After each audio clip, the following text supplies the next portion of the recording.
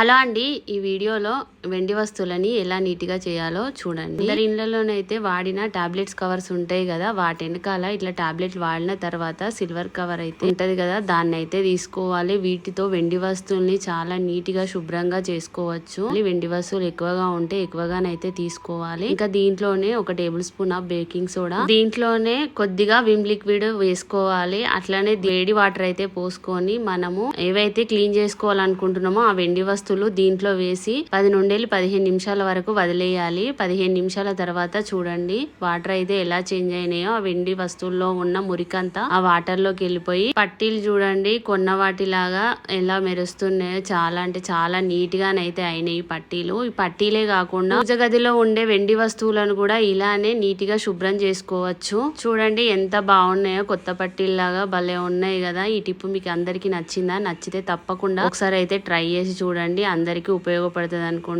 ఇంతే అండి ఈ వీడియో. అయితే మీరు వెండి పట్టీలను ఎలా క్లీన్ చేస్తారో కూడా కమెంట్ చేయండి. క్లీన్ చేయక ముందు పట్టీలు ఎలా ఉన్నాయి, క్లీన్ చేసిన తర్వాత ఎలా ఉన్నాయో కూడా తేడా చూడండి.